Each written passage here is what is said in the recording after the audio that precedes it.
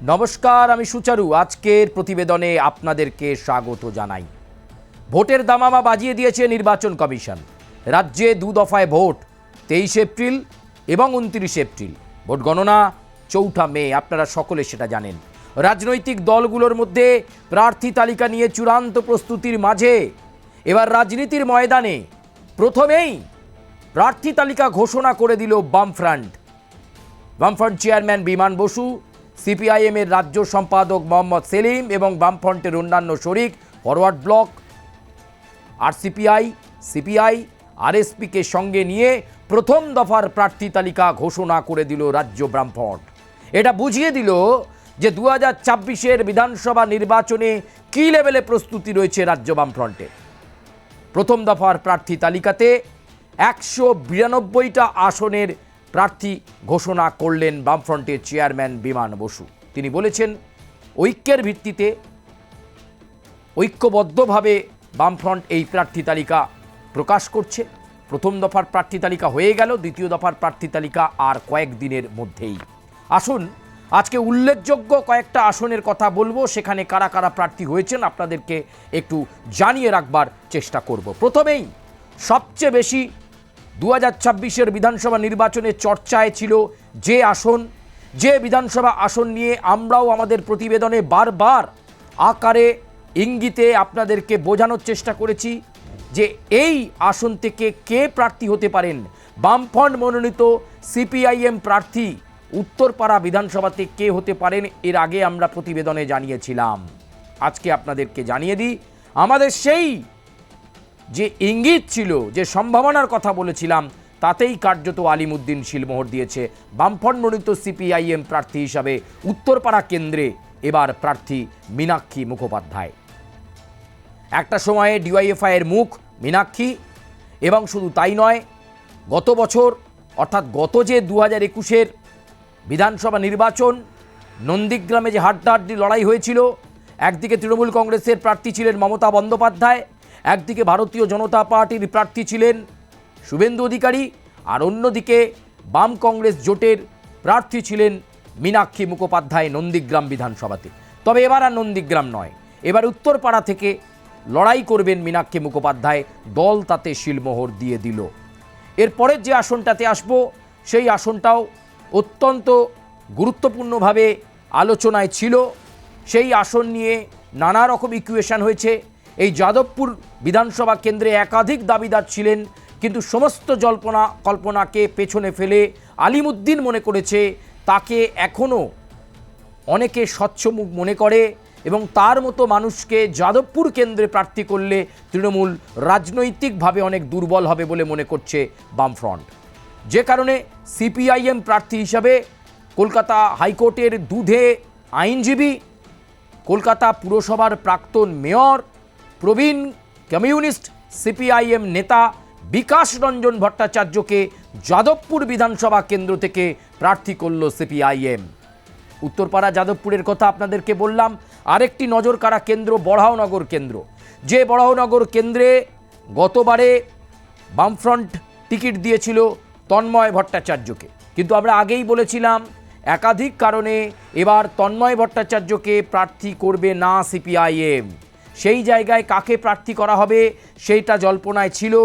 আমরা আমাদের পূর্ববর্তী প্রতিবেদনে আগেই জানিয়েছিলাম যে একটা সময় ডিওয়াইএফআইকে সামনে থেকে নেতৃত্ব দেওয়া, দলের মধ্যে অত্যন্ত স্বচ্ছ ভাবমূর্তির দলের রাজ্য কমিটির অন্যতম সদস্য সায়নদীপ মিত্র, তাকে বরাহনগর কেন্দ্র থেকে বামফ্রন্ট মনোনীত সিপিআইএম প্রার্থী করা হলো।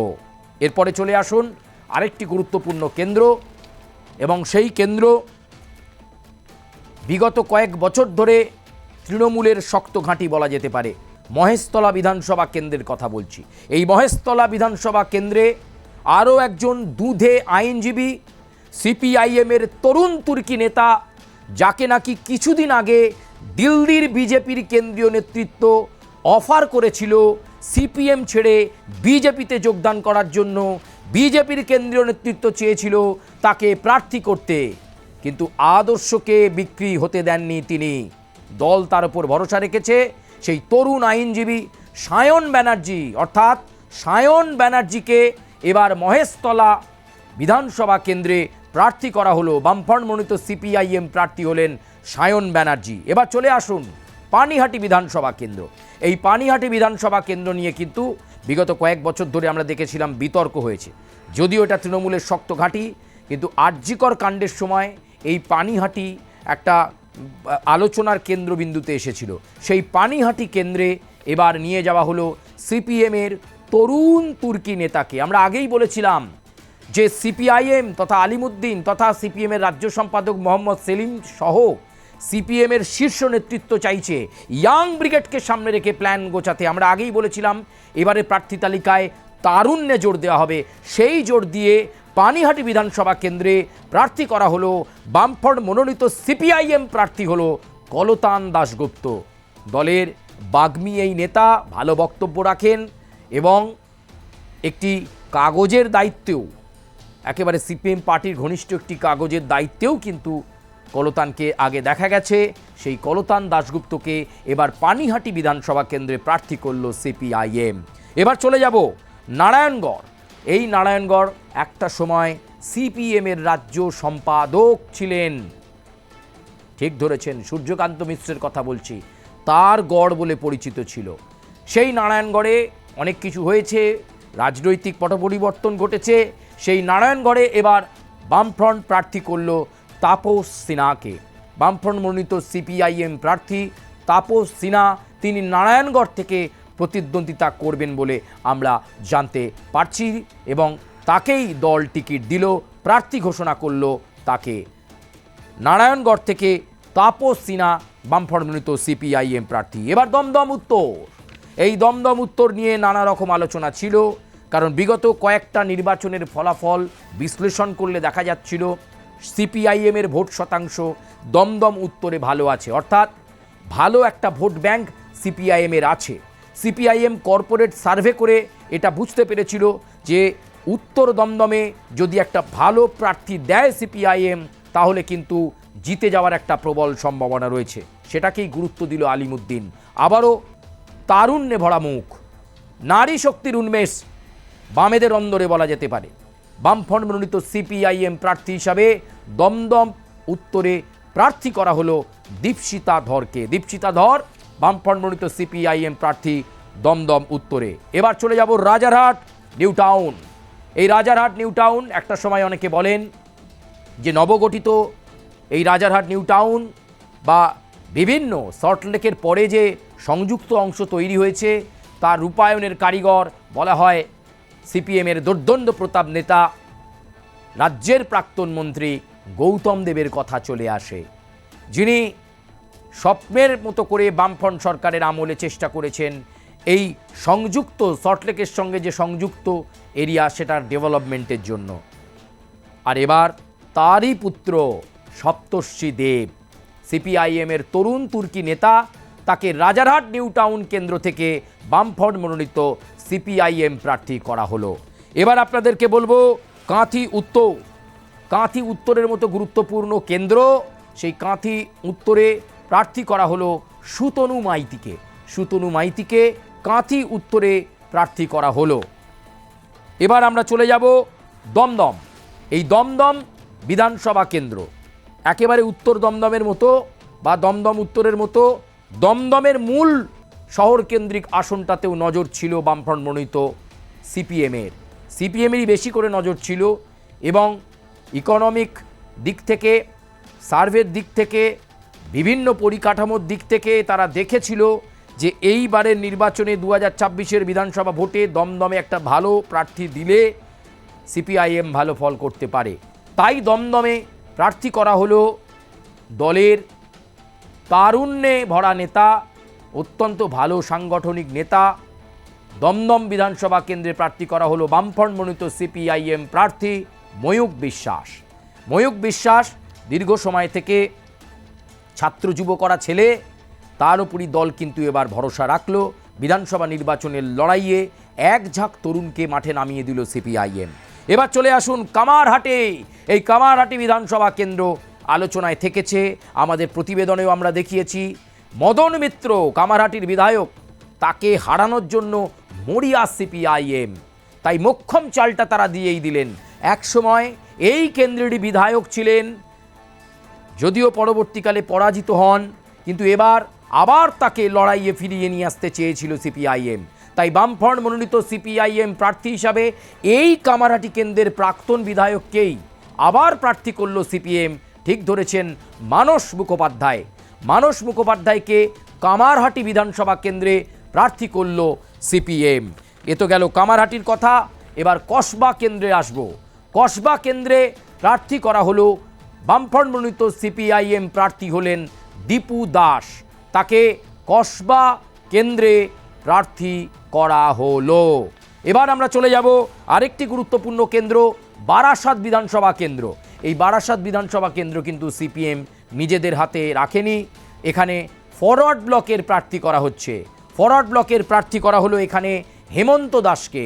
বামফ্রন্ট মনোনীত ফরওয়ার্ড ব্লকের প্রার্থী হেমন্ত দাস, তিনি বারাসাত বিধানসভা কেন্দ্র থেকে প্রতিদ্বন্দ্বিতা করবেন। আলিমুদ্দিন তাতে শিলমোহর দিয়েছে, রাজ্য বামফ্রন্ট শিলমোহর দিয়েছে। ফরওয়ার্ড ব্লককে এই আসনটি ছেড়ে দিল সিপিআইএম, কারণ বারাসাতে ফরওয়ার্ড ব্লকের একটা ভালো সংগঠন রয়েছে। এবার চলে যাব রানীবাঁধ। এই রানীবাঁধ অত্যন্ত গুরুত্বপূর্ণ একটি বিধানসভা কেন্দ্র।